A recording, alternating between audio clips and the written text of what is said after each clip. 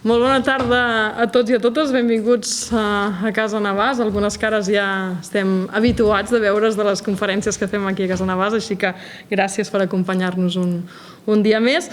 Avui estem molt contents de compartir amb vosaltres aquesta descoberta. Si mireu aquest quadre i mireu el mosaic de l'entrada, el mosaic principal de la Casa Navàs, és evident que estem parlant del mateix. I la gran pregunta, que suposo que us estareu fent, és qui va pintar aquest quadre? Doncs ni més ni menys que Joaquim Mir. Joaquim Mir, el millor paisatgista de la seva generació, en època modernista, no ho sabíem. De fet, pensàvem que si era de pell, que Gaspar Omar hi podia haver tingut alguna cosa a veure.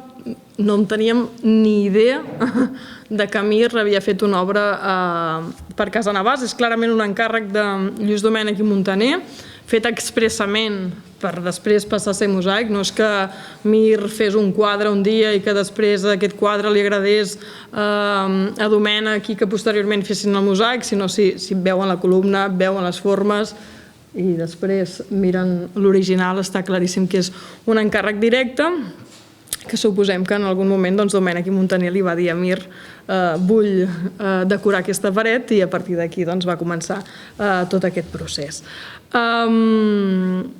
Tota aquesta explicació, aquest resumet que ja us he fet ara i que ara us explicaran molt més ell, ho sabem, fruit d'una recerca que ha fet la historiadora de l'art Marta Saliner, especialista en mosaics. Ella comença a preparar una conferència per la 4ª edició del Congrés Internacional Cop de Fuets, que es va fer fa uns mesos a Barcelona, i a partir d'aquí comença la seva recerca fins que acaba trobant aquest quadre. Gràcies també al Jordi Marc, perquè la Marta no s'ho acabava de creure, necessitava algú que corroborés el que ell estava veient. Gràcies, es posa en contacte amb el Jordi Marc, també historiador de l'art, i ells dos acaben fent aquesta recerca que avui us concretem en aquesta conferència. I el tercer element en discòrdia el tenim aquí, el Ramon Gento. Ell és col·leccionista d'art, era qui tenia el quadre sense saber, sabia que era un Mir, això sí que ho sabia. El que no sabia era la relació amb Casa Navàs. Per tant, avui us explicaran com arriba, com es fa aquest procés d'investigació, com s'arriba a localitzar el quadre i, per tant, el Ramon, i com acabem de tancar el cercle. Ens fa molt contents, a més, avui anunciar-vos que fins ara el quadre era del Ramon. Fins avui, Ramon. A partir d'avui el quadre ja no és del Ramon, sinó que el quadre és propietat de la Casa Navàs. La Casa Navàs l'ha adquirit perquè pensàvem que una peça de tant valor com una obra de Joaquim Mir, creada expressament per ser posada a Casa Navàs, havia de tornar a casa seva, que és aquesta casa. Per tant, ara durant uns quants dies els visitants que visitin Casa Navàs podran gaudir-la dintre de la casa. Tindrem alguns dies més, no gaires més, exposats a l'aparador per a aquells que passegin pel carrer, que també el puguin apreciar, i després tocarà guardar-lo ben guardat perquè l'hem de conservar i aquest quadre ens ha de durar molts anys més. Nosaltres valorem molt positivament aquesta troballa, aquesta descoberta, que Casa Navàs és meravellosa, ja ho sabíem, que hi han participat molts artesans de renom de Gaspar Omar, que en va ser el decorador d'anteriors, però Alfons Juyol, Eusebi Arnau, Lluís Bru, etc. I sumar-hi el nom, ni més ni menys, de Joaquim Mir en aquesta llista, pensem que és molt interessant, i a més al mateix temps és molt engrescador, perquè el que fa és evidenciar que en una casa que té més de 100 anys d'història encara ens queden moltes sorpreses per descobrir, molts fils per estirar, moltes històries per encara desllorigar. Per tant, contents per la recerca, emocionats perquè encara ens queda molta feina per fer i que podem descobrir grans coses. I per últim, una cosa que evidencia, ells ara ens explicaran molt bé, molt millor, en detall, com és el procés de creació d'un mosaic i totes les persones que hi ha al darrere. Veureu que hi ha molts artistes, i no és l'artistillo que passava per allí, sinó grans artistes de renom. Si en un pany de paret hi ha la implicació de tot aquest talent, el modernisme és un moviment en majúscules, és l'art total en majúscules, perquè si només en aquest trosset de paret hi van dedicar tants esforços, faci-se'n la idea, quan visiten Casa Navàs i veuen totes aquestes arts aplicades per tot arreu i tots els mobles, tot el treball d'aquests artesans, doncs això, no es pot fer una idea de... Jo encara no sóc capaç d'assumir-ho i de pensar, ostres, quant de gent amb quant de talent van treballar només dins d'una casa. Per tant, doncs això ens posa una cirereta més en aquest gran valor artístic que té Casa Navàs. Jo no m'allargo més, dono la paraula a la Marta Saliner, que és l'artífex de tot plegat, i també al Jordi Marc, que ells us explicaran això, com aquest quadre precisament ha arribat a Casa Navàs. Molt bé. Fem una miqueta d'introducció comú? Sí, nosaltres us volem agrair a la Casa Navàs haver pogut compartir aquest resultat d'una recerca amb tots vostès. Vam deixar aquestes cites. A Casa Navàs, el Ramon Zento, que des del primer moment, ja ho explicarem, però des del primer moment ens va donar totes les facilitats a posar-nos en contacte, a veure l'obra, a desemmarcar-la a casa seva, que va ser tot un espectacle, i després també us volem dir que a nosaltres ens fa molta il·lusió fer aquesta conferència aquí, perquè estem lligats amb Reus, d'unes formes o d'unes altres, i després també perquè fa uns 20 anys aproximadament vam publicar el llibre de la Casa Navàs, que va publicar l'editorial Pragma, aquella col·lecció, i clar, al cap de 20 anys tornem a presentar una cosa, una part dels autors d'aquell llibre tornem a presentar una descoberta nova a la Casa Navàs, i això ens fa molta il·lusió. A banda de retrobar cares, que em sembla que vaig reconeixent algú, que després preguntaré. Molt bé, moltes gràcies per haver vingut, per ajudar-nos a fer aquesta descoberta, perquè al final aquestes descobertes no són d'una persona, sinó que són de moltes persones i de tots aquells que d'alguna manera estem engrescats a buscar més coses i més enigmes dins de la Casa Navàs o dintre del modernisme.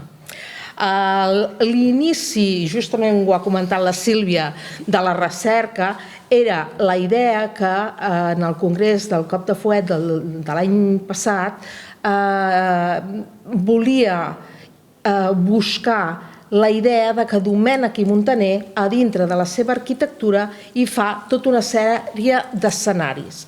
Són moltes vegades enganys òptics. Dintre d'aquests enganys òptics que n'hem vist un, que seria aquesta entrada, amb aquesta fotografia que té l'alçada de 2 pisos, doncs potser la Casa Navàs, o estic segura, la Casa Navàs és una de les més entranyables en aquest sentit. Aleshores, estàvem preparant aquest congrés, vam fer l'escrit, el teniu aquí l'enllaç per si el voleu llegir, hi ha moltes més obres, però realment després també vam intentar preparar una petita mostra en el Museu de Can Tintorer d'Esplugues de Llobregat. Amb aquesta petita mostra el que volíem era idear de quina manera podíem expressar d'una manera senzilla aquesta idea de volums o d'estètica tan gran que ocupa dintre de les cases aquesta idea d'escenari. Al final, la Casa Navàs, com podem veure, té petits enganys òptics. No només aquest que us hem presentat com a inici, sinó que en presenta d'altres. Aquests petits enganys òptics serien la idea d'aquests mosaics que simulen finestres i que, en canvi, són finestres, no són vitralls, sinó que són mosaics i estan amagant els murs que són opacs. Aleshores, aquesta era una mica tota la idea que estava dintre de l'exposició. Ja quasi quan havia de tancar l'exposició, Casa Navàs a mi m'estava donant grans problemes, perquè com podies mostrar un escenari doble dins d'una petita exposició, que al final la veritat és que l'exposició són uns plafons quan la casa és tan monumental o l'escenari és tan immens. Aleshores, en aquest sentit, ja a les acaballes d'haver de presentar projecte em vaig començar a buscar idees, perquè necessitava idees per poder plasmar, diguéssim, aquest escenari tan impressionant de l'entrada. I francament vaig demanar una mica més de temps per tancar el projecte i en aquell cap de setmana em vaig posar a buscar idees i eren bàsicament idees per internet. No estava buscant res de la Casa Navàs, res de res. Simplement estava buscant idees i és realment una idea molt casual. Em vaig posar a buscar la paraula jardí en diferents idiomes. La recerca no a vegades la fem en català, sinó en anglès, en castellà, i al final doncs, vam localitzar el dibuix. Aquesta idea de paisatge que us ha mostrat la Sílvia, doncs com jo podia mostrar això en una exposició si no podíem anar a la pròpia casa, que és el millor, anar a visitar les cases, però jo la idea d'escenari la volia plasmar d'una manera concreta.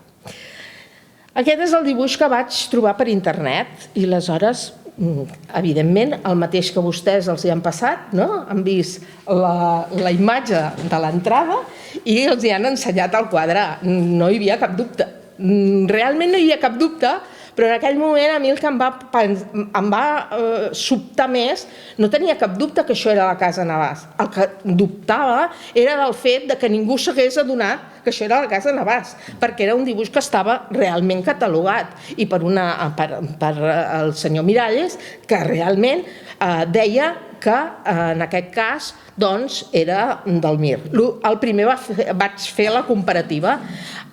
És evident que recordava perfectament perquè és un tema que el tinc molt al cap i a més l'estava treballant, però a més, bé, és que la foto que ja teníem definida i localitzada per posar, és que era idèntica totalment.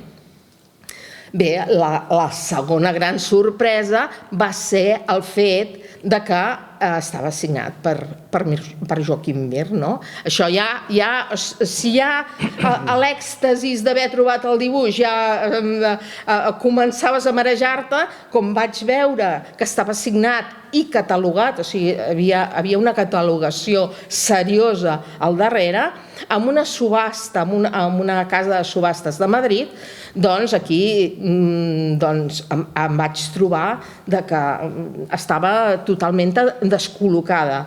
És més, mai, és el que deia la Sílvia, mai de la vida haguéssim pensat que podia haver un dibuix de Mir o un projecte per realitzar a arquitectura realitzat per mi. I en aquell moment, perquè jo ja estava una mica saturada d'emocions,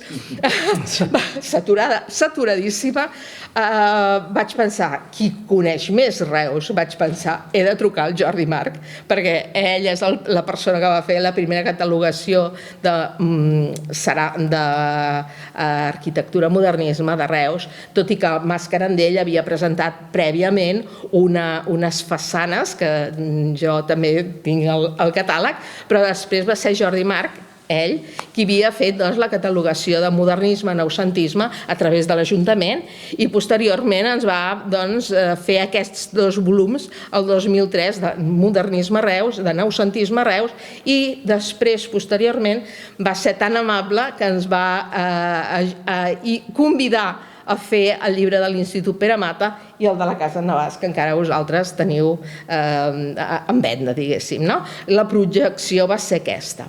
Aleshores vaig trucar al Jordi, no vaig trucar al Jordi perquè... Li vaig enviar un WhatsApp. Som d'un grup de recerca de la facultat, no és que estem tan malalts, de quan estudiàvem, no és que estem tan malalts que ens truquem per dir, també una mica, però d'un grup de recerca que per això vam fer aquests grups, els dos últims llibres així col·lectius, amb tot aquest grup de recerca. Sí, el que passa que el Jordi és la persona, l'historiador que tenim nosaltres com a persona vinculada amb Reus i aleshores també amb la idea que justament Mir era un pintor que li agradava molt i jo fins aquí pensava bé, i Mir què hi fa a la Casa Navàs?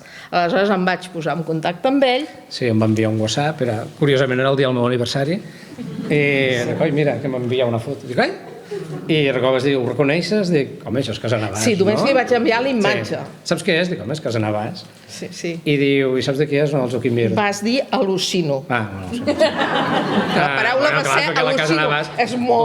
L'han mirat i remirat per davant i per darrere, no? La Dolors també ho sap, quan van fer els llibres, vam mirar la documentació, això ho tenim molt buscada, no? I clar, trobar una cosa, llavors, com que la presentació també era una mica estranya, perquè el dibuix, ara el veieu així com el veieu ara, que us ho explicarem, però abans tenia un pas per tu al davant, Mireu-lo, veieu aquesta mena de cartolina ondulant? No era d'època, aleshores és allò que deia, sí, però no. A veure si és un refregit, no?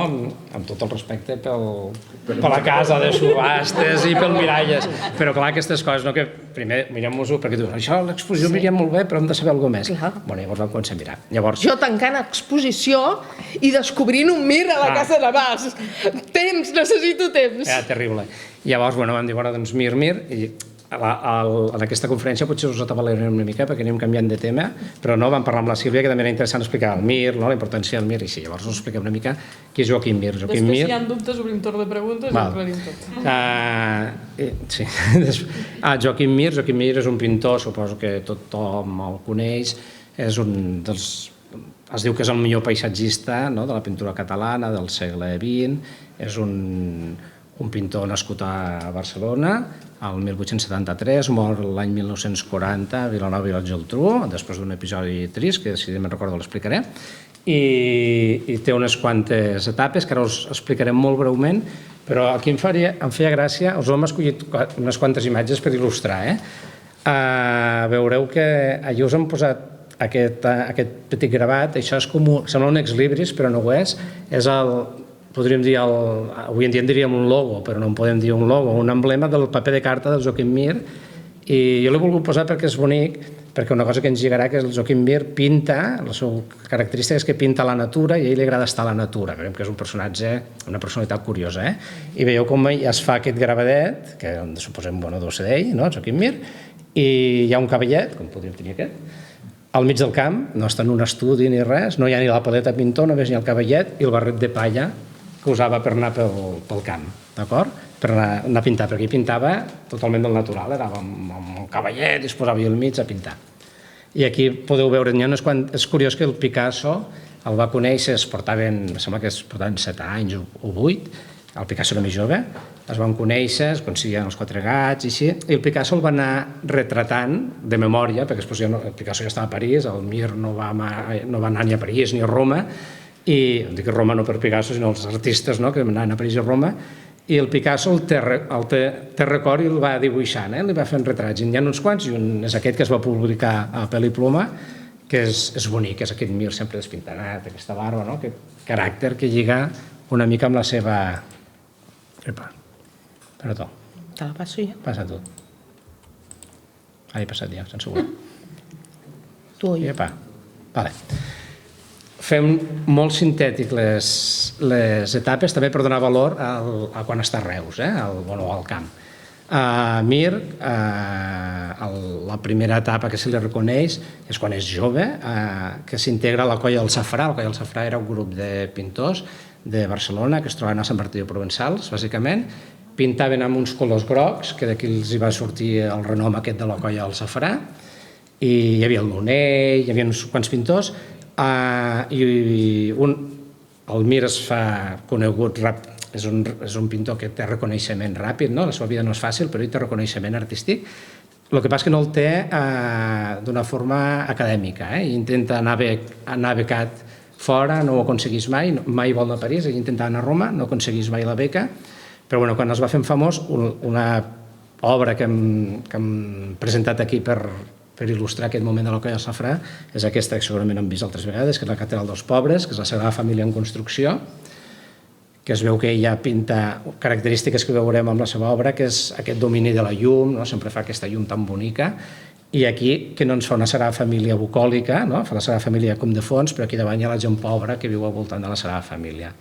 Una vegada més tenim un dibuix de l'Opisso que ens el torna a presentar una mica com un pintor viatger, amb la maleta, el quadre, no massa arreglat, el barret, així sempre a punt de sortir al carrer.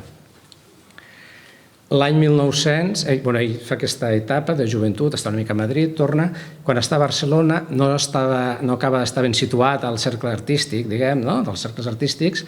Llavors, ell té la sort que ell era fill d'un representant de productes tèxtils, que així modest, que el pare volia que ell continués el negoci i ell vol ser pintor, però té la sort que té un tiet, el germà de la seva mare, que era Trinxet, que era un senyor amb una indústria tèxtil molt important i amb molt poder econòmic.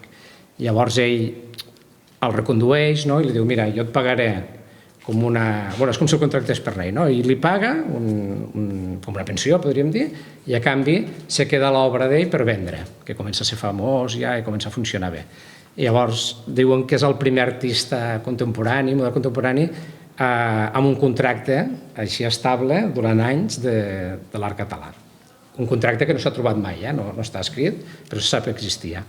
Llavors, aquest tracte li possibilita a Joaquim Mir anar l'any 1900 a Mallorca, i allí s'instal·la, allí es troba amb Rossinyol, es troba amb altres pintors, i allí troba el que ell buscava, estar al mig de la natura, pintar, va pintant paisatges, la llegenda diu que viu com en una cabana. Ara, amb aquesta recerca, a la Biblioteca de Catalunya hem trobat unes fotos, que una és aquesta d'aquí, que us explicaré la curiositat, que és una donació que va fer el fill del Joaquim Mir a la Biblioteca de Catalunya, i hi ha fotos de quan ell arriba a Mallorca, i és molt curiós, no? Els paisatges que retrata no són coses sempre supermonumentals, sinó coses senzilles. I ell el tornem a veure aquí caricaturitzat per Pau Picasso, sempre amb el quadre al damunt, amb aquesta cara com de malhumorat, no? El sol sembla que també el miri així, com vulguem dir aquest paio que hi és. I la foto d'aquí que us he posat és justament de l'etapa aquesta del Joaquim Mir a Mallorca, que ens ensenya això, el Mir, al mig de la natura, amb una espècie de tenda de campanya que es munta un toldo aquí amb una roba, unes canyes, i ell està pintant. Podeu veure la paleta de pintor amb un de taques, una forma molt característica d'ell. A Mallorca és quan el Mir es fa Mir, és quan es fa les obres boníssimes del Mir, es va evolucionant i va fent aquests paisatges, escales, arriba, que després quan està aquí al camp també, a l'Aleixar, fan aquestes pintures que són quasi abstractes, i tot estant a Mallorca, que fa aquests quadres, això ho explico després. Li passa una cosa, que em lligava aquella foto, però us explicaré després, té un contacte que ens va molt bé, que és que ell col·labora amb una obra del Domènec Montaner, que és el Gran Hotel de Palma, que és aquest edifici d'aquí, que podem veure aquí, cantoner avui en dia, això és la seu del Caixa Fòrum, la Caixa a Palma de Mallorca. Això és l'edifici recent inaugurat, l'edifici en construcció, i aquí la seva col·laboració és ell, el Domènec i el promotor de l'obra, els encarreguen a Rossinyol i a ell uns quadres per decorar el menjador. Rossinyol en fa 4, em sembla, i Mir en fa 3. Són uns quadres, com poden veure, d'unes proporcions enormes, després veurem alguna mida, són molt grans, i hi ha la curiositat que en teoria el Rossinyol és el pintor que ja és molt més reconegut, però el Rossinyol fa uns quadres que en realitat són còpies de coses que havia fet, les fa grans, amb un col·laborador, i tothom diu que són dolentets. Són Rossinyols però no són bons. I en canvi el Mir impressiona amb unes pintures totalment noves i diferents, com són aquesta, la Cala Encantada, que poden veure gairebé 3 metres per 5 metres, o sigui, són uns quadres enormes, però es quadra en bastidor, una tela en bastidor i penjat, no és un fresc ni una pintura al mur. Aquesta altra, que és la posta de sol, estan repartides en diferents col·leccions. O aquesta altra, que està al Museu de Montserrat, que són aquests paisatges de Mallorca, que hi troba la natura i s'inspira i tot això. Estant a Mallorca, li passa una cosa, que és, i aquí comença la llegenda del Mir, ella està pintant a una cala, s'acalobra, amb un acantilat d'aquests, i cau per l'acantilat, quan està pintant, i queda mig mort a la platja, i el troben al cap d'un dia i mig, diuen, van tardar més d'un dia a trobar-lo, primer el localitzen, al final el troben mig mort, avisen a la família, va un nebot a Palma, se l'emporta i el tornen a Barcelona, d'acord? Aquesta caiguda també ajuda a fer aquesta imatge mítica del pintor una mica maleït, perquè és una caiguda que no sabem, no se sap si és un intent de suïcidi, que es tira, si cau per un accident, o si el van empènyer, que també hi ha una història que diuen que el van empènyer perquè tenia unes baralles amb una gent dels pobles, un problema amb una noia, aquestes coses, però no sabem res del cert. Ell va a Barcelona, el torna a acollir el tiet i l'instal·la a les golfes de la casa Trinxet, li munta un taller, i és quan li fan aquesta fotografia, l'any 4, que aquí hi ha les pintures que s'ha portat de Mallorca o que està pintant, aquí és després de l'accident, i és un pintor conegut, i el Francesc Serra, que és un fotògraf que es dedica a fer fotos d'artistes, li fa una foto amb ell, és una foto que avui en dia està al MNAC. Està uns mesos a Barcelona, però no sabem els detalls, no? Però no va bé, i al gener del 1905 ingressa a l'Institut Pere Mata, ho porta a l'Institut Pere Mata. He posat aquesta fotografia a l'Institut Pere Mata, que és l'altre tema meu, perdó, perquè és una imatge que no és la típica de l'Institut Pere Mata, però que és del moment de quan està el Joaquim Mir, que és aquest any 5-6, veuen que està des del gener del 5 fins a l'octubre del 6, és el moment en què el Lluís Domènech Montaner està construint el pavelló número 6 o dels distingits, que en diem normalment. Es construeix primer una torre, que en diuen un xalet, després l'altre, que són aquests cossos laterals, i després es va fer el cos central, que és on hi ha el menjador, la sala que ha d'estar, el billar, tot això. Llavors aquest moment, clar, és el moment que el Domènech ve molt aquí, no? I fa visites a l'Institut Pere Mata, visites d'obres, que això ho explicarem després. Mentre està a l'Institut Pere Mata, pinta obres dins del mateix Institut Pere Mata. Veuen que són unes fotografies dolentes, estan tretes d'un catàleg, perquè són obres que es van exposar als anys 70, estan en catàlegs, però que avui en dia no se sap, són col·leccions particulars i no s'han tornat a exposar més. No tenim fotografies en color, menys d'una. Si algú té alguna localitzada ens ho vol dir després, ens aniria molt bé. Ell en realitat no pinta l'Institut Pere Mata, que pinta la natura, pinta aquests baladres que trobem aquí, però sí que es veu al darrere els pavellons. En un es veu més, els altres es veu menys, els pavellons de l'Institut Pere Mata. Aquesta que es veu al pavelló 6 de lateral, la de la dreta, i que curiosament el títol és Les flors del meu jardí, que no sabem si és un títol que li posa ell o no, suposo que sí, en primera persona, i clar, el seu jardí és on està ell, l'Institut Pere Mata. Ell a l'Institut Pere Mata pinta aquesta pintura que està superfamosa, que està al MNAC, al Museu Nacional d'Art de Catalunya, però que és una pintura que té aquest títol, Cel de Trons, que si no t'ho diuen que és l'Institut Pere Mata o no coneixes l'Institut Pere Mata tampoc hi penses.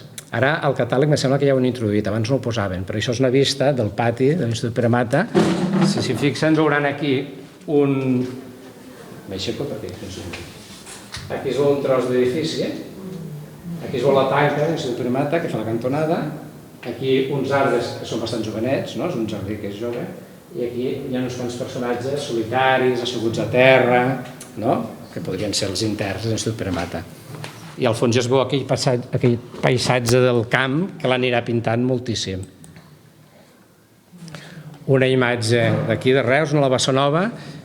Està titulat la Bassa Nova, però jo no sé si en realitat és la Bassa Nova o és la bassa que hi ha dalt, que no sé si és la bassa... Bueno, la Bocalamina, la de dalt, perquè em sembla que aquest perfil, jo diria que s'ajusta més, tampoc no ho sé, que no ho conec bé, però bueno, és la bassa i tot el camp al fons. Encara que parlàvem d'això de la descoberta, ja que estàvem a Reus, deu fer una mica de repàs. La bassa de Can Pau Segimon, aquesta obra és molt important i nosaltres l'estimem molt perquè és aquest mir fantàstic, de la natura, l'aigua, d'una pintura que sembla que no està acabada del tot, i té una cosa molt curiosa, continuem amb uns formats enormes, 1,30 m per 2 metres, i aquesta pintura està dedicada al doctor Emili Briançó, fundador de l'Institut Pere Mata, que el Joaquim Mir, com que l'Institut Pere Mata va estar bé, no el van tancar, va tenir la sort de no tancar-lo en un manicomi a l'ús, sinó que va posar a la millor institució, amb les formes novedoses de tractament, gràcies al doctor Briançó.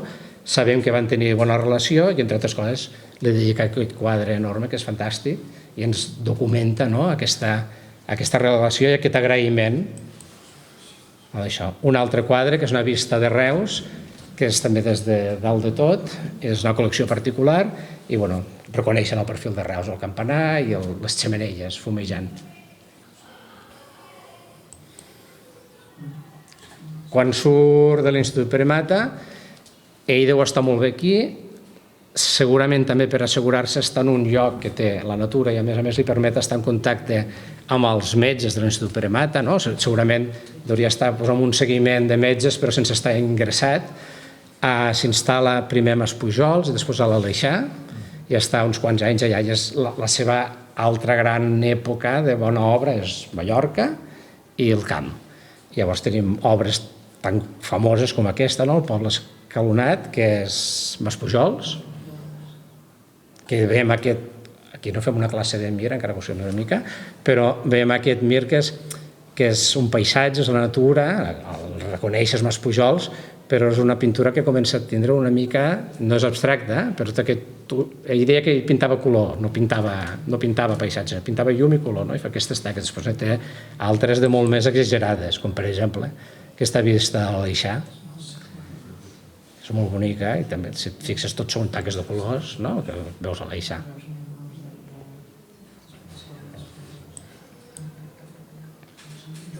I aquí arribem, aquí a Reus, per exemple, al Centre de Lectura hi ha 2 quadres també, al museu, és un pintor que és present a la ciutat.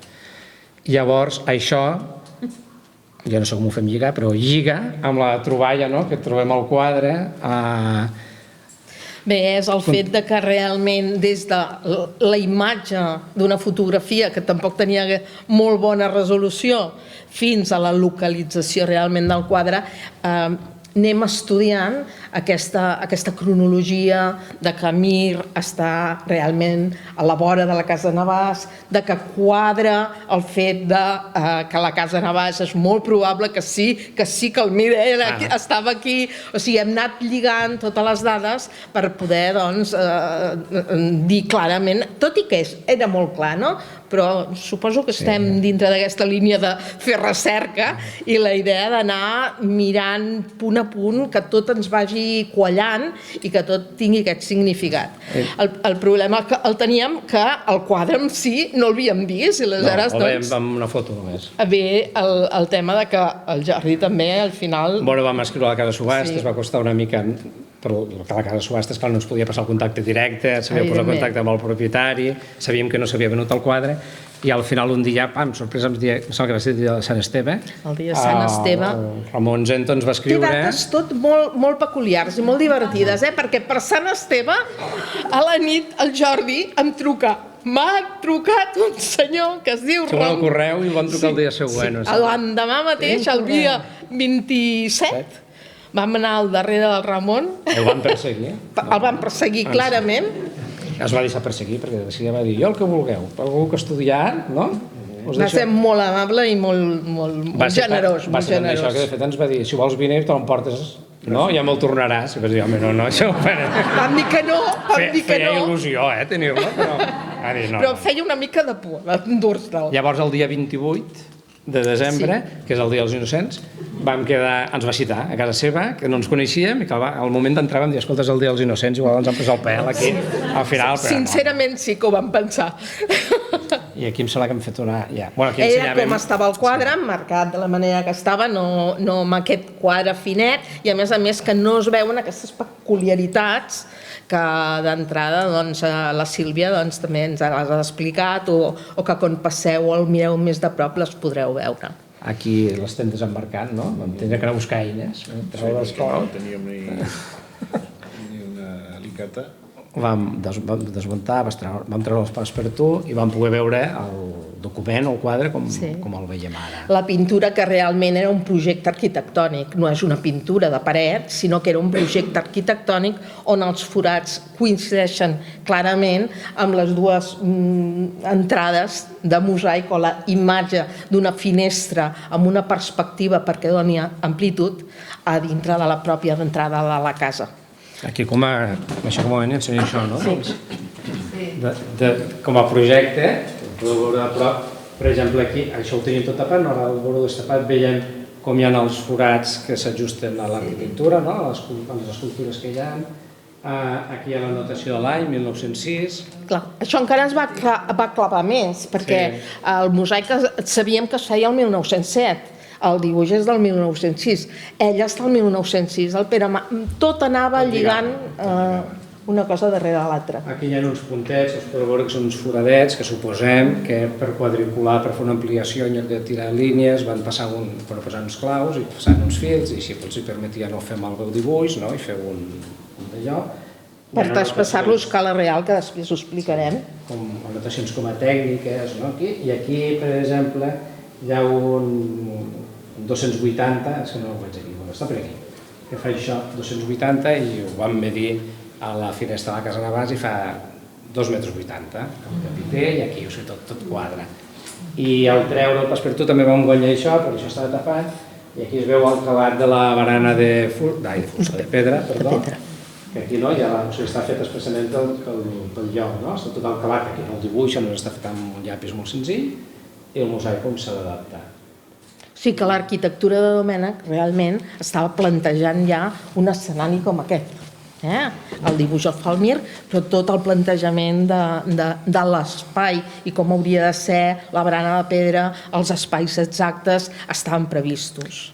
I me sembla que ara continuem amb mosaic, però abans entrem en la nostra hipòtesi, el Domènec perquè li demana, que ens lliga la data, el 1206 ens va quedar i lligar, perquè no es van dir, no, sí home, que el Mir va estar a l'Institut Pere Mata, corria per Reus, però clar, no sabíem la data del dibuix, i clar, el 1206 tenim el pressupost, tenim la factura, que això la Marta us explicarà, 1907, i llavors la nostra hipòtesi és, perquè una cosa curiosa és que el Mir no treballa, fa a Palma aquelles pintures, no deixen de ser unes pintures grans, que les pengen, es fan per allà però no s'adapten a cap edifici, en canvi aquí és un encàrrec, llavors nosaltres pensem que el Joaquim Mir estava a l'Institut Pere Mata, el Domènec ho sap, perquè tothom es coneix, on han de visitar d'obres, perquè és just aquest moment de màxima creació a l'Institut Pere Mata, que fan al pavelló 6, amb una visita d'obres el veu, es troben, o l'altre el busca, el que sigui, és igual, es retroben a l'Institut Pere Mata, i llavors el Domènec és fàcil que li digui, doncs mira, estic fent aquesta obra a Reus,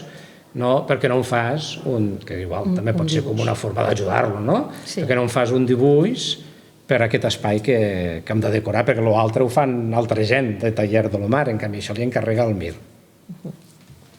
Bé, aleshores, sobre la simbologia que hi ha dintre de la pròpia pintura, no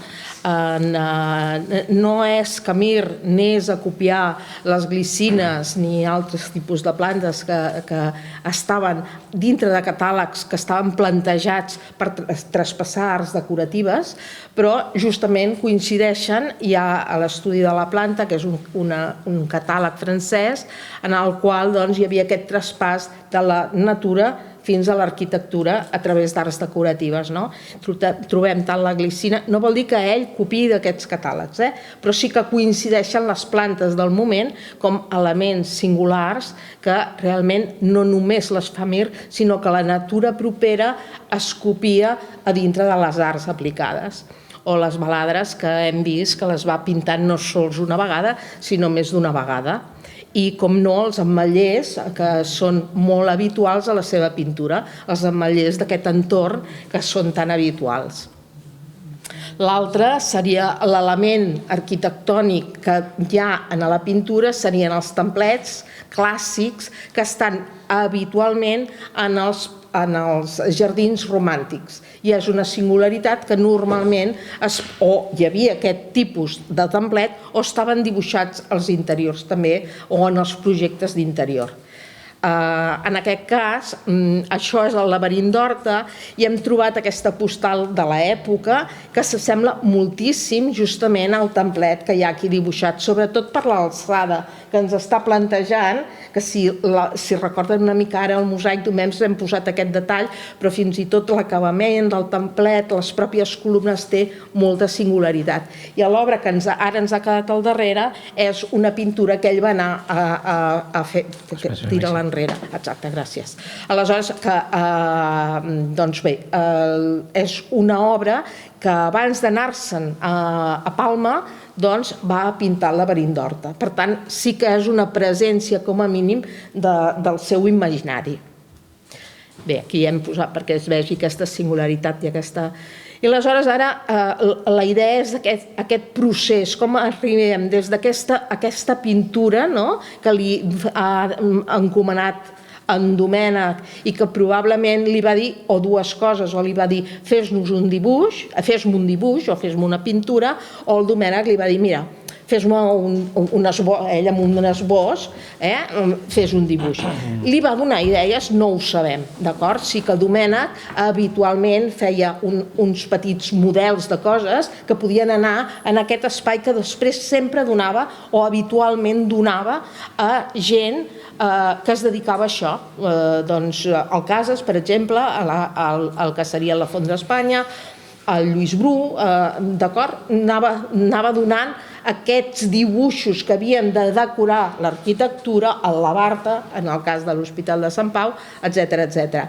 Quin és el procés? Bé, doncs el procés és que, donat que aquest procés és molt complicat del que puguem localitzar-lo, us posem aquest exemple que seria el del fris del Palau de la Música Catalana, que passa per poques mans. O sigui, la singularitat també d'aquest mosaic de la Casa Navàs és allò que ja us ha avançat la Sílvia, de que hi ha moltes persones darrere d'aquesta producció de mosaic. En el cas del Palau de la Música tenim que justament aquest dibuix el fa el Lluís Domènech i Montaner, que el calc el fa Lluís Bru, és perquè entenguem la trajectòria per arribar el dibuix definitiu, ni l'art aplicada pràcticament. El calc del dibuix que ha fet el Domènec el fa el Lluís Bru i Salelles, i després el Lluís Bru el porta a escala real o a escala arquitectònica, que seria aquells puntets que ha comentat el Jordi, que allò ens serviria per fer això que veiem aquí, aquesta quadratura, fer-la sobre aquest dibuix que ha fet el Joaquim Mir. I d'aquest dibuix a escala real, que això farien 2-3 metres, 2 metres i mig, ho tenim a baix, traspassar-ho a el que seria la tècnica decorativa triada. El procés seria aquest si tinguéssim tot el procés a la Casa Navàs. No tenim totes les eines, però s'entén perfectament. Dibuix del Domènec a escala reduïda, després el calc realitzat per Lluís Bru, després tindríem l'escala arquitectònica, de la qual, a més, novament es feia un calc per poder enganxar les teseles i traspassar-ho amb tècnica indirecta, que això ja és un altre tema. Estem parlant només del dibuix, el que seria, al final, el propi mosaic. D'acord?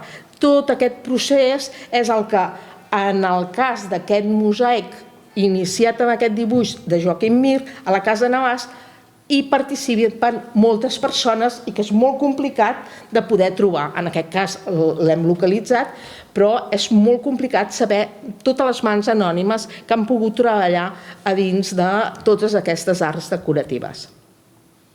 Un altre exemple, que no només seria un mosaic, sinó que seria per crear ceràmica, seria el Pere Mata de Reus. En aquest cas tenim el calc que fa el Lluís Bru sobre probablement uns dibuixos de Domènec i Montaner i els dibuixos a escala ja real definitives que després traspassarem a ceràmica. Per tant, són processos que, recordeu que us he dit que per fer aquests escenaris els processos són molt semblants. No només en el teatre hi ha aquesta idea de traspassar a escala gegantina, sinó que l'arquitectura també.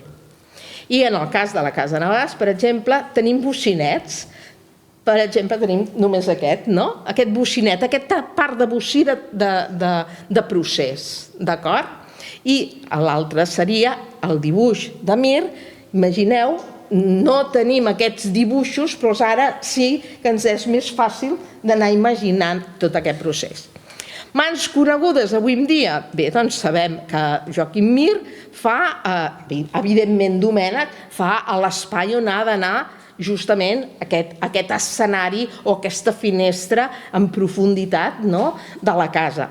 Tenim a Joaquim Mir, que ja ens ha fet aquest dibuix, aquest dibuix que ja té força detall. Tenim a Gaspar Omar, que seria, tenim una part del procés.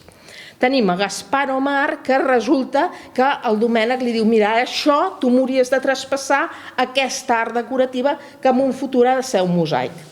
I el Gaspar Omar el que fa és, molt bé, doncs jo tinc aquest dibuix i a partir d'aquest dibuix et faig un pressupost. I amb aquest pressupost, que té un total de 2.280 pessetes, comença a activar-se tota la situació. Això és ja 1907. Dintre del taller de Gaspar Umar, que hem vist que és el que idea una decoració, però que fa catifes, fa làmpades, fa tapissos, fa una sèrie de decoracions que han de vestir tot aquest interior, té un col·laborador que és Josep Pey i Farriol, a qui fins ara atribuïem que el dibuix era d'ell. I per què ho atribuïem? Ho atribuïem perquè Magdala Pey, que era neboda de Josep Pey, era el seu tiet avi, per dir, va localitzar unes agendes i en aquestes agendes justament, ja aquí teniu a la vostra esquerra l'agenda anual i en canvi l'agenda dia a dia del 1907. I aquí justament ens està dient que trobem l'execució del mosaic de l'Escala de Reus.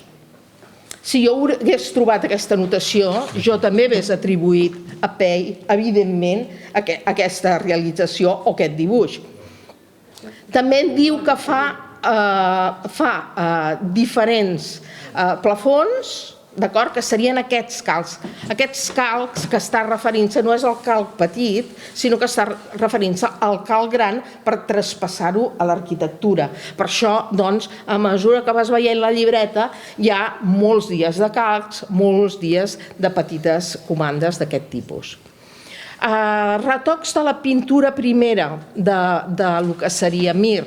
Mir, com ha explicat molt bé el Jordi, té aquesta idea de la llum, de la pintura, del color, que treballa moltes vegades per taques. Semblaria molt fàcil fer un mosaic, però el mosaic al final necessita un perfil i necessita un lloc que comença i un que acaba. I aquesta gamma de diversitat de colors molt probablement va ser un problema pel propi Pey, perquè això va haver-ho de transformar en un dibuix perfilat per saber on comença i on acaba cada una de les figures. El detall més singular, jo crec, és la font, el brollador del centre, en el qual Pey molt probablement el que va fer és, veieu que aquí hi ha unes figures mentre que aquí dalt no existeixen. Aquest perfilat d'inventar el que al final el Pey s'imagina passar moltes vegades. Quan no és la mateixa persona qui dissenya el dibuix primer fins al final, s'han de fer petites modificacions. Bé, i el mosaicista? Doncs resulta que encara no el sabem, no? És el taller de Gaspar Umar, probablement tenia un mosaicista, però encara no sabem quin nom tenia, perquè moltes feines, un cop projectades, es podien donar fora. Pey no està en el taller treballant, sinó que és una persona externa que treballa per ell. I en aquest moment encara no coneixem el mosaicista. El que sí que coneixem és que qui va posar aquest mosaic és el Josep Viella Ribot, que era un contractista del Camí de Salou i que serà justament Gaspar Umar qui farà aquesta col·locació del mosaic. Col·locació del mosaic que en realitat ell diu que fabrica mosaicos. O sigui, quan ens trobem una factura, igual que ha passat amb Pey, les descripcions ens poden suggerir errors que durant el temps, durant les èpoques, durant els estudis, els hem d'anar desvetllant. Però és molt divertit perquè podríem pensar que ells són els que fan el mosaic. Per tema econòmic no poden ser. Són els que col·loquen els mosaics, d'acord? I que aprofitem per dir que si algú sap alguna cosa d'aquest Vidiella, que ens ho digui, perquè no el tenim localitzat. Jo fa anys que el busco, perquè clar, això ja ho sabíem abans. Quan vam fer el llibre, de tant en tant em dedico. Bé, ara ens passarem un parell de dies buscant-ho. No l'he trobat mai de la vida. O sigui que també... Sabem Vilelles, però Vidiella no, així amb construcció. Si algú en sap... Aquest mosaic que teniu a la Casa Navàs a l'entrada no és el de paviment, que és el de tipus romà, sinó que és un mosaic que està fet tant amb ceràmica com en venecià. Aleshores, doncs, qui produïa la ceràmica, eren molts productors, hauríem de treure les petites aletes, no?, per poder veure qui és el productor, si és que enganxem alguna cosa al darrere que ens digués mira, doncs és de Jaume Pujol i Baucis, o és de Tarrés, o és de Romeu Escofet, o és de València, d'Onda, d'acord? Hi havia molts productors, perquè la ceràmica en realitat es retallava amb quadrets, amb els quadrets que teniu ara a l'imaginació del record. I aleshores us he posat el que podria ser un mostrari de colors de la ceràmica, que eren rajoles de 20 per 20 i que se'n demanaven, mira, per fer aquest mosaic necessitem 10, d'acord? Aleshores demanaven color per color el que necessitaven o compraven per mosaics petits, restes de produccions i aleshores les tallaven i començaven a fer els dibuixos.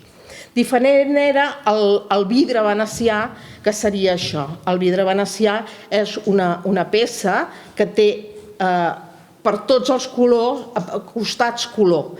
Aquestes peces es podien trencar de manera més petitona i al ser més petitones, per exemple, els coloms que necessitaven més detall estan fets amb vidre venecià, que venia de Morant. Aquests dos són dos productors molt habituals de l'època, però fixeu-vos que funcionen de la mateixa manera, funcionen per nombre de color. Cada color tenia un nombre i aquest nombre produïa la petició, ja sigui a Murano o ja sigui a qualsevol fàbrica, del color número tal, del número 10, del 20, 25.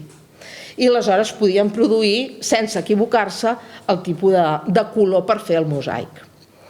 Això és, volem aprofitar per donar les gràcies perquè també us ensenyarem una imatge inèdita a través dels descendents d'Alfons Jujol, el Jujol és el que fa la pedra que envolta, aquest marc de pedra que envolta tot el que seria el mosaic. L'altre és l'ajudant del Gaudí, que és molt conegut, però d'entrada és un escultor de pedra de gran importància. Aquí veiem la foto en la qual encara hi ha tots dos germans.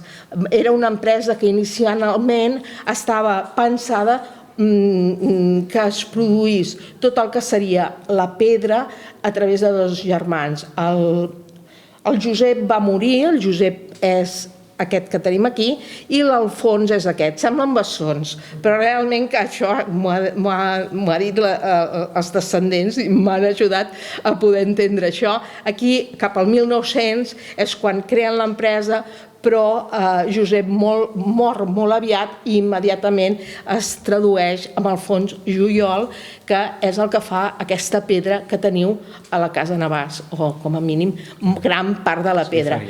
Aquesta imatge, sí, tota la decoració, i era, a més, tornem amb els oficis, que feia tot el procés des de la idea de la pedra fins a desenvolupar-la i crear la pedra. En canvi, n'hi havia d'altres que modelaven només la pedra i l'escultor feia la pedra. En aquest cas, el Jujol feien tot el procés, d'acord? I aquesta imatge és inèdita i es veu encara... Primícia mundial. Exacte.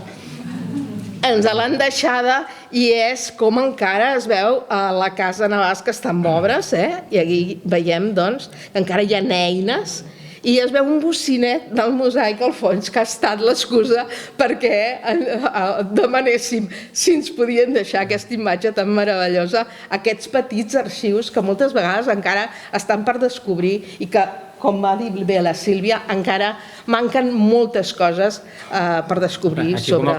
Com a curiositat, es poden fixar que estan obres i no hi ha el gran vitrall que separa el vestíbul de l'escala, però no això veiem el mosaic. Si no, aquí veuríem el vitrall aquí tan gran, que hi ha un mur de vidre, que no ens deixaria veure el mosaic, i una cosa curiosa. Ni els mosaics de sobreporta. Sí, aquí tampoc estan posats. Aquí estaria tota l'obra gran feta i faltaria la fusteria, vitralls, tot això que amb les factures ja ho sabem que es va anar fent més tard. I una cosa curiosa es veu al bany, ja tot enrajolat, menys, això ens ho hem fixat allí, que falten rajoles que suposo que és on anava la griferia, que deurien posar la griferia, deurien ajustar després la ceràmica, perquè està aquí és el pany de paret on hi ha la dutxa, la banyera, o el calentador, no sé. No, però això és molt avall, Ah, vale. Aquí, veus? Falten més peces. Aquí ja hi ha les foguetes, està tot. Però, llavors ja hi ha la varilla... Hem de mirar si en trobem més, no? La cosa és que encara queden moltíssimes coses, que encara que siguin petites coses, falten moltes coses per descobrir, per fer tota aquesta història que ens agrada tant. Aquí he posat aquest detall de la barana, no? Aquesta barana que d'entrada estava dibuixada ja en el projecte, fins i tot semblava que hi havia d'haver uns petits forats en aquesta possible barana, i ja la barana quadra perfectament en el dibuix, no? La barana en el seu lloc. I doncs aquí ja li deixo al Jordi. Bueno, sí, jo torno a fotre el rotllo del Mir. Acabem, no?, Parlat dels processos. Ara només explicar una mica un dels factors pel que fa important aquesta troballa és perquè a banda que identifiquem el Mir treballant a Reus amb una art aplicada, no un quadre que ven a una exposició o regala al centre de lectura o es compren, sinó que és una peça que fa per aplicar un edifici, ens serveix per dir també que a banda d'això és important perquè el Mir és un pintor de quadres, no és un dibuixant com seria el Pell, que també seria pintor, però que es va guanyar la vida fent dissenys... Per les arts decoratives. O sigui, treballant per altres, no tant per fer obra pròpia, sinó treballant per altres que acabarien fent una peça. En canvi, el Mir fa peces per ell, no? És més... Parlar malament, és més artista, diguéssim, no sé com dir-ho. Llavors, el Mir el trobem fent això i, com us dic, no fa normalment arts decoratives i només fa en molt pocs moments. Llavors us expliquem el cas més característic, que han vist lo de Palma, però Palma no deixa de ser uns quadres grans penjats a la paret. Aquest també, però aquest em feia gràcia posar-lo perquè això és el Masterrats de la carretera de les Borges, entre les Borges i el Forge, si no m'equivoco, no? Que abans passava tocant la carretera i després l'han desviat. Es veu aquí al fons, el títol és el Mas Blau, però és el Masterrats, allí el poden identificar, i això són dos pintures de gran format que estaven fetes per decorar el mas. Aquestes peces avui en dia són una col·lecció particular i es van exposar a l'última exposició del Mir, que es va fer a Queixa Fòrum, i en una sala gran eren aquestes dues peces una mica com a primícia, que era aquesta decoració de gran format del Mir. O sigui, veiem que el Mir continua treballant aquí i va fent obra. Hi veu la natura, i aquí els que coneixem Reus i l'entorn, jo quan vaig veure el quadre de la dreta em va donar la sensació que s'havia girat el vent. Si veu, sembla que faci una ventada, aquest ocell que està com aquí, que s'ha com despenjat, que no saps, i tot es belluga, no? Hi ha fulles, bueno, la reproducció és dolenta, però està tot que es belluga. Epa. Passo jo? Passa, vale. I el cas característic del Mir, amb arts aplicades, és a la Casa Trinxet. A la Casa Trinxet, ara tornem al principi, la Casa Trinxet és la casa del seu tiet, que és de l'Albert Trinxet, és una obra de Puig i Cadafalch, com que el seu tiet el tenia com contractat, diguem, perquè li faci obra, quan es fa la casa, que li fa el Puig i Cadafalch, que és una obra importantíssima, el Puig i Cadafalch, que per desgràcia estava al carrer Balmes amb Còrsega, em sembla, de Barcelona, per desgràcia l'any 64 la van tirar a terra per fer un edifici nou i es va perdre, però no es va perdre tot, ara ho veurem. Però bueno, es va perdre i els interiors estaven molt decorats pels artistes bons, amb la caràcter... Abans de saltar als interiors us diria les golfes, a les 3 finestres d'allà dalt, que serien les golfes, seria on va tenir el taller al Mir aquella temporada, que el va tenir com una mica refugiat al tiet, d'acord? A l'interior, ara veurem uns detalls, el Mir és on sí que fa una mica d'arts decoratives, les úniques vegades que el fa.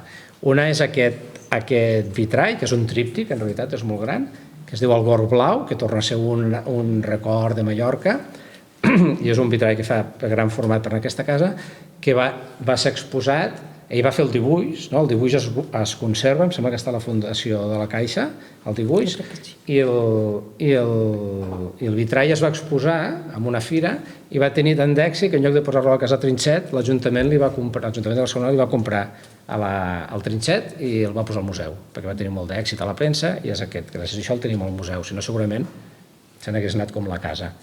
Els colors és el mateix que aquest dibuix, no? Aquesta pintura. El color és realment molt representatiu. Això és com un quadre del Mir fet vidre, no? És molt xulo. Això és un dibuix, això seria el que seria això una mica, per un el que hem trobat aquí, per un altre vitrall de la casa Trinxet, que aquest no es conserva en principi, però tenim l'esbós, d'acord?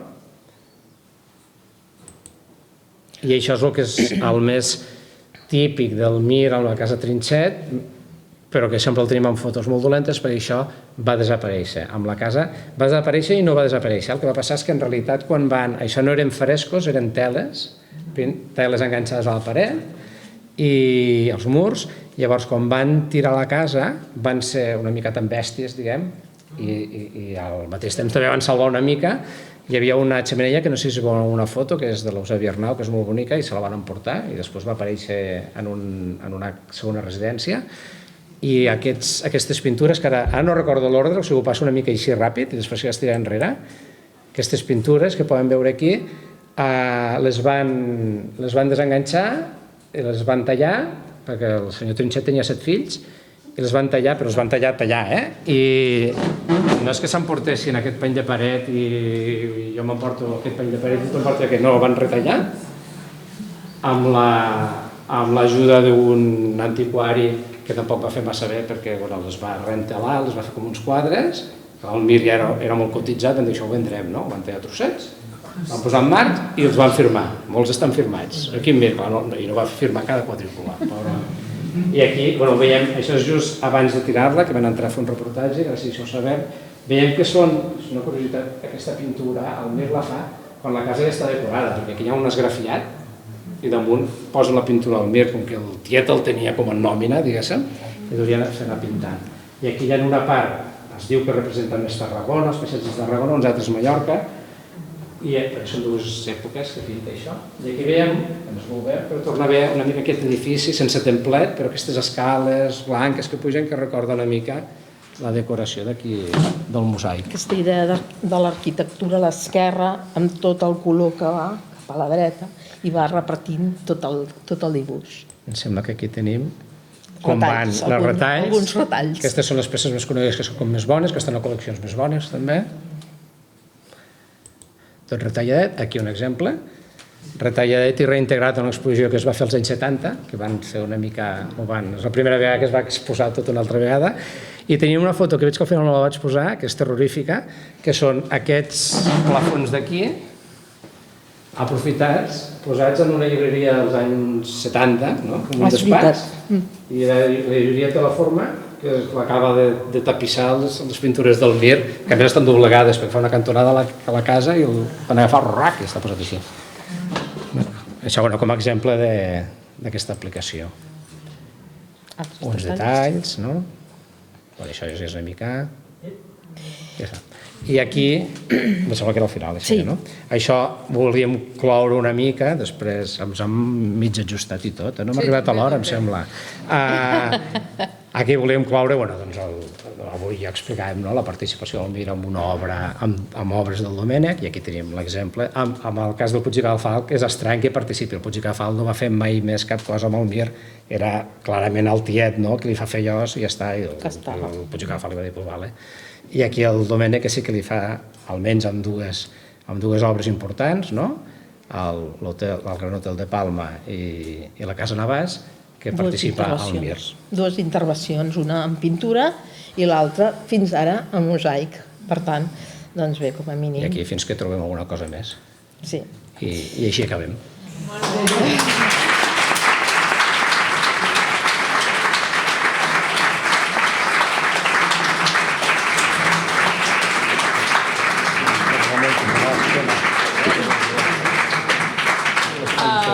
Bé, ho deia abans, gràcies a la Marta Solina i al Jordi Mar per aquesta recerca. Si no fos per historiadors com ells que van estirant del fil, doncs no sabríem la meitat de coses que sabem, així que gràcies per la recerca i pel carinyo posat sempre a Casa Navàs. Abans d'acabar la conferència, ens falta el tercer element en discòrdia, tot plegat, que és el Ramon Gento. Si li pots acostar els micròfons, Jordi. El Ramon és el col·leccionista...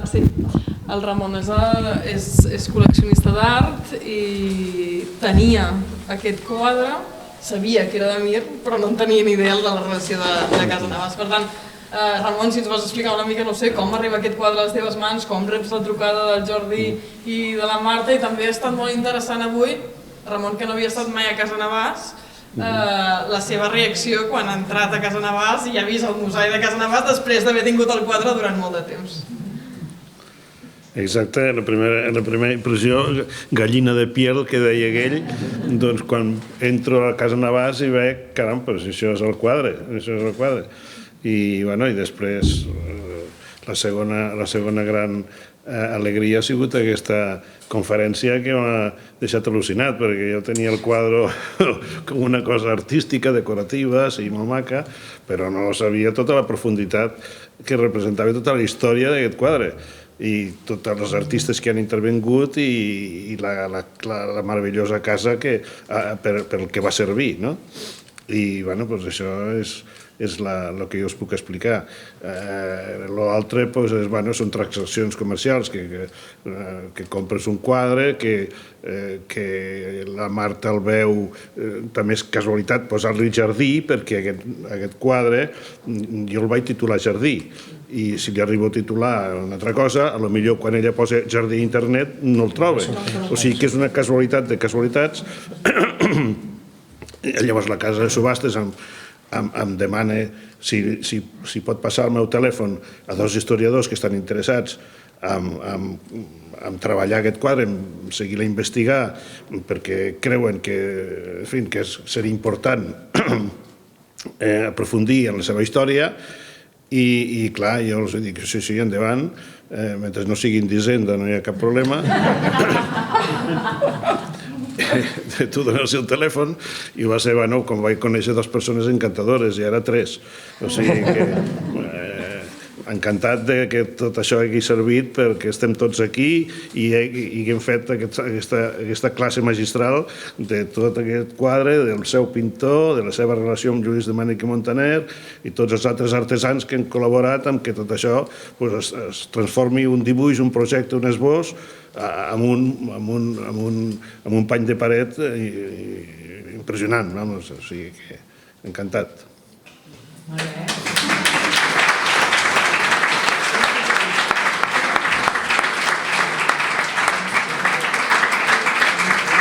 Donar, evidentment, les gràcies al Ramon perquè també ens ho ha posat molt fàcil, no?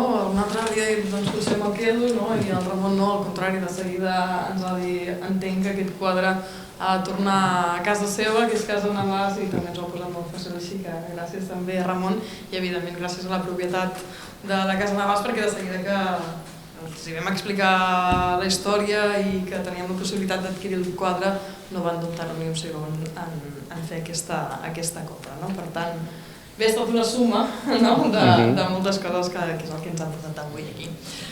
Tot i que ells, com bé deia el Ramon, han fet una classe magistral, que no sé jo si quedaran gaires dubtes o preguntes, obrirem torn de preguntes per si algú la vol traslladar, i com sé que costa, a vegades fer la primera, la faré jo, una mica per posar, estaven molt còmodes el Jordi i la Marta i vaig a apretar-los una miqueta. A veure, passem. Ben relaxats i dit, vaig a d'això. Aquest mosaic té dos nivells, no? I tota l'estona hem estat parlant del nivell de baix. I ara la pregunta que em fan jo és, i a dalt què? I us ho deixo així, Bé, a dalt s'ha d'investigar. Estem fent-ho, estem intentant fent-ho. Evidentment el document no l'hem trobat. En aquest moment no l'hem trobat. Però sí que ho estem fent, tot i que, bé, estem estudiant tant a nivell del PEI, si hi ha dibuixos que ens recordin aquest tipus d'ocell, el Mir també ho estem intentant mirar, també la producció de la manera de fer el mosaic és un pèl diferent a dalt i a baix, però realment estem en allò. Costa molt a persones com ell i com jo dir hipòtesis, no?, quan realment s'ha d'estudiar més, d'acord? Sí que hi ha dubtes. No sabem ni si d'entrada sí que és al mateix moment, però hem de fer comparativa de factures. Al moment sí, però... Sí, Però jo crec que són diferents. Sí. Sí. Són poc llançats, però... No, Tu creus que no hi ha mira aquí darrere, no, jo crec que no. Però bueno, també ho dic per dir, Però que no tenim la peça, és diferent... Per mosaics ho pot dir la Marta, que és l'especialista número 1 a Catalunya de mosaics mundial, però que és el tema que fa molts anys estudies. Però el de baix és com molt pla, no? I el de dalt sembla una cosa més de repertori, no? D'algú més... Pot ser inclús el Pei, no? Que diu, que és més un il·lustrador, no? Doncs acabo de completar i faig uns núvols, uns coloms, les glicines penjant, no? O sigui, al mateix moment, jo crec que no està... El mosaic sí, el dibuix, al mateix moment no està... Jo crec que no és resultat de la mateixa, però bueno, ho dic, igual d'aquí un mes surt el dibuix i... Si el tenen ells... La bona era la Marta, però ja està. Buscaré ocells, Ara no buscaré jardins, ara buscaré ocells. Ara el tema és buscar ocells. Que és fantàstic, el de dalt, és molt Sí, bonic. són uns coloms. De fet, el que crida l'atenció quan els mirem sempre és els de dalt, perquè veus aquests ocells que es belluguen, no? Justament és que és això, és com més mogut, no? El de baix és... Jo ho veig diferent. Sí, el de dalt té més moviment. Sí. Inclús dalt, jo crec que podria ser, ja nos lanzamos, no? Però igual primer tampoc...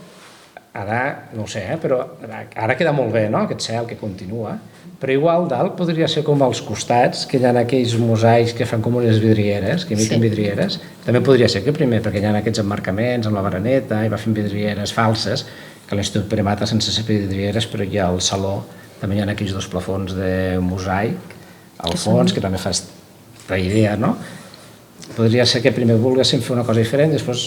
Donat que la part de baix donava tanta sensació de profunditat, la segona és que sembla que vas de caure al buit, realment, és una sensació de soc al terrat i veus els mitjons, no? És impressionant. Sí.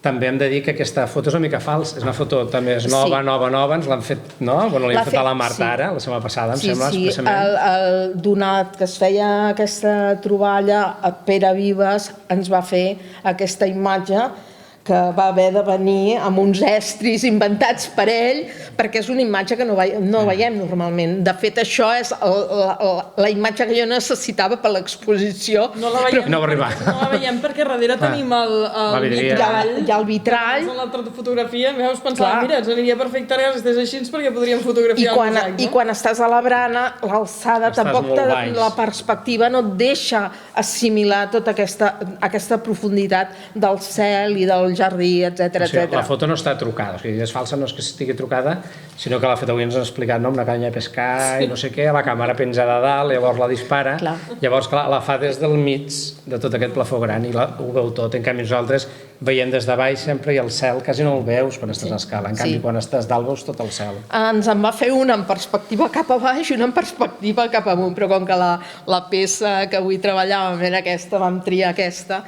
perquè veus més aquesta imatge. De fet, el mosaic de dalt no és només aquesta que coincideix, sinó que aquí hi ha un afegit encara, o sigui, és tota l'extensió. Aleshores, doncs, a veure, és cert, falten dubtes, hi ha dubtes, perquè s'hauria de comparar molt bé la producció, les factures, per exemple, això que dèiem, aquests altres mosaics sí que els tenim catalogats, que els fa Lluís Bru. Aleshores, tot aquest moviment de dates s'han d'encastar i anar traient deduccions viables per no inventar-ne les coses. I a dalt, per exemple, a la barana de pedra sí que queda calada i veus el mosaic al darrere, fins molt avall, en canvi a la de baix també és diferent, que són més petits, els forats i tal, però és més la pedra i el mosaic enganxat, no? En canvi això sí que fa més aquesta... A més, aquesta idea de que és una barana perquè no caiguis al buit realment. No sé si algú... Exacte, dubtes, preguntes, qüestions que vulguin resoldre o ho han explicat també... La de 1905 és que es va acabar posar ell o que va posar ell? No, és del... Entenem que és original del moment i ens quadra. A la conferència hem explicat que és just el moment que que ja l'Institut Pere Mata, ell està ingressat a l'Institut Pere Mata, estan fent el pavelló 6. El 1906 es fa el dibuix i el 7 es fan els mosaics. O sigui que quadrava perfectament. Per pressupost, per pressupost i per producció. I la data no la va posar ell per vendre, perquè no sabia que era de la casa. Perquè era darrere. O sigui, ens va anar molt bé trobar la data, però la vam posar nosaltres. No sé si hi ha alguna altra qüestió. Espera que m'acosto.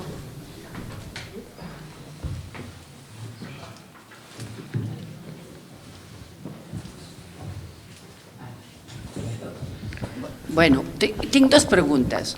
Una, que heu ensenyat uns dibuixos del Mir que han sigut vitralls, que encara ho són, estan en algun lloc, i els va dibuixar ell. Els últims que va explicar. Perquè deia Granell i que va passar els dibuixos a Granell. Sí, seria com aquí que fa el dibuix i del dibuix fan el mosaic, però aquí hi ha aquest intermediari que amplia i tal. El Mir fa els dibuixos per fer el gorro blau, que és aquesta que està al manac, que els dibuixos estan a la Fundació de la Caixa, i després hi ha aquest dibuix que he passat, que és un altre vitrall que em sembla que no es conserva, i el pas del dibuix del Mir al vitrall els va fer el Regalí Granell, que és el que fa els vitralls aquí a la casa. Sí, ja ho sé. No, perquè vull dir que en va fer altres i no ho sabeu, perquè jo he vist dibuixos del Granell. Ja, vull dir que el Museu del Disseny en tenen 2.000, no sé, o 70.000, però, i sé que hi ha molts dibuixos, però pensava que ho feien els Granell, els dibuixos aquells. Això depèn, de vegades... I allí tenen el dibuix també pintat, la pintada? Si s'ha conservat i l'han fet ells, aquest dibuix va ser retornat, perdó, aquesta pintura va ser retornada a Origen. A Origen molt probablement va tornar al Mir. Però el del Granell, jo el que me miro és el vitrall. Els vitralls hi ha molt probablement projectes que es queden en el mateix taller i aquests estarien conservats, o n'hi ha que s'han perdut. Bueno, sí, esclar, els que s'han perdut. M'entens? També depèn de qui fa aquest dibuix. O sigui, si el fa el Domènec, està en el fons del Domènec. O si el fa algú que el Domènec li diu fes-me això, a vegades ens pensem que és del Domènec i en canvi si no està signat és possible que sigui d'un dibuixant. És molt complicada. Però el Mir no sabeu si en va fer més de vitralls? El Mir ha fet algun vitrall més, el que passa que és un tema que porta la Núria Gil i que quan li hem explicat ella diu que ella de vitralls en té algun altre de localitzat. Però semblen sempre lligats a la Trinxet, Ja ho dirà? Tot era per la Trinxet? El que de moment tenim més o menys controlat. Jo el vitrall no el domino. Però, per exemple, el Regalí Granell que em fan ells, que també dissenyaven, però, per exemple, ara hi havia unes fotografies de les cases dels canonges de la Generalitat, que hi havia unes fotos dels anys 30, que hi ha uns vitralls que jo li vaig passar a la Núria Gil, és això de treballar en comú, que ens hem passat coses. A la Núria Gil li vaig passar, mira quines fotos he trobat, i em va dir, oi, jo això he vist els projectes, i era justament del PEI, un projecte del PEI que té una col·lecció privada, que ho té ja el projecte, els vitralls s'havien perdut, i ara els han trobat. Els ha trobat un taller de vitralls, que restauren vitralls, i els tenien ells, perquè es van quedar els restos de quan va tancar el Regalí Granell, els restos del taller s'ho van quedar i tenia aquests vitralls que ara no saben si van sortir de casa canons i els van tornar. Jo és que dic que els dibuixos, el disseny ho tenen tots escanejats, molts, i molts no saben d'on són, molts, vull dir que he parlat també amb ells. Però sé que el que preguntava és si el Mir n'havia fet d'altres i que potser estaven amb els dibuixos que nosaltres sapiguem, no? Són aquarel·les, normalment. Jo el que moltes vegades són com unes aquarel·les. Sí, són acolorides, són dibuixos acolorits. Sí, però bueno, aquarel·les. Sí. amb pigments. Per exemple, els del gorro blau que es conserven, sí que el Mir ja fa tot el perfil del plom, està marcat molt el disseny, el dibuix de taques de color, però es posa totes les ratlles negres. Allà el delimita molt bé. On ha de posar els ploms, perquè si no es canvia el dibuix. Sí. Això que no passen aquí, perquè sembla molt previ, molt prèvia a aquest inici de produccions d'arts decoratives, aquí no hi ha aquest perfilat que justament jo crec que en el PEI li va portar molts problemes, perquè el va haver de delimitar amb ell, perquè la pinzellada de color i a més com pinta el Mir és molt complicat. Penso que el vitrall ja està molt més definit, però el vitrall el fa anys posteriors.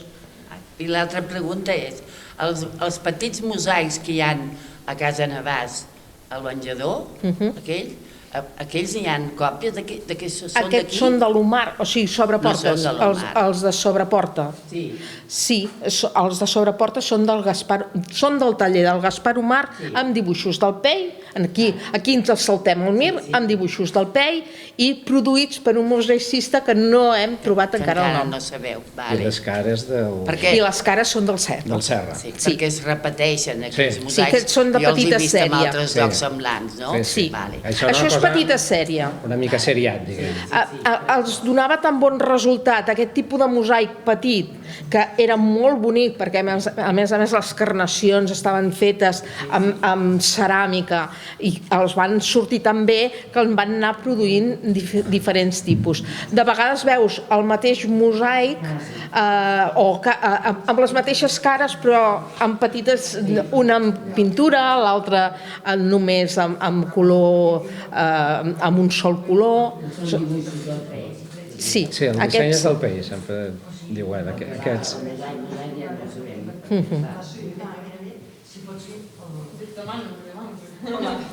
Hola, bona nit, perdoneu. Sí, perdoneu, escolta'm, la meva àvia era picapedrer. Resulta que he vist aquelles imatges d'aquells col·laboradors i m'ha semblat des d'aquí, jo no hi veig molt, porto gafes, però tot i amb això, i m'ha semblat que un d'aquells era el meu avi. Aquells que eren dos bessons, si poguessi ser, però de prop, a veure si no poguessi veure. Tornem enrere, cap problema. D'aquí Reus? No, de Vilaseca. De Vilaseca? Vilaseca Salou, sí. Aquí. Aquell que porta la camisa blanca. Això ja seria la bomba, Veieu com sí que s'ha d'estudiar més? Heu de programar moltes conferències. Tenim. Estan a Barcelona, en aquest moment, aquí? No, no ho és, però sí sembla una barbaritat. És que va retocar i va fer esglésies d'aquí al voltant, doncs ell se dedicava molt tenia una cantera de soldó, però a més feia de pedra, feia coses de pedra. I tenim moltes coses a casa, però clar, doncs no. I ara té la mateixa pinta que el senyor, però esclar, de lluny m'ha semblat que era ell, perquè sempre anava així molt ben vestit, i m'ha semblat que era ella. I com es deia? Com es deia? Josep Aguiló Elvira. Aguiló? Josep Aguiló Elvira, sí. Ho apuntem. Apuntem, que de tot estirem alguna cosa aquí, de tot estirem. I ella no n'hi ha... Algú té algun dubte més, alguna reflexió que vulgui fer i amb això tancarem? No, però que siguin aquests. No, sí. Doncs res més, nosaltres ho deixem aquí, agrair-los com sempre el seu interès per haver-nos acompanyat i una vegada més gràcies a la Marta, al Jordi i al Ramon per tota la feina feta.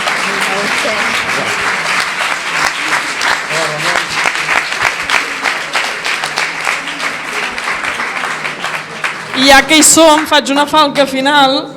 Si el Ramon hagués vingut abans a visitar Casa Navàs, tot això ho hauríem sabut fa molt de temps. Cosa que vol dir, per favor, difonguiu, vinguin a visitar Casa Navàs, facin el favor i així ens ajudaran. Gràcies.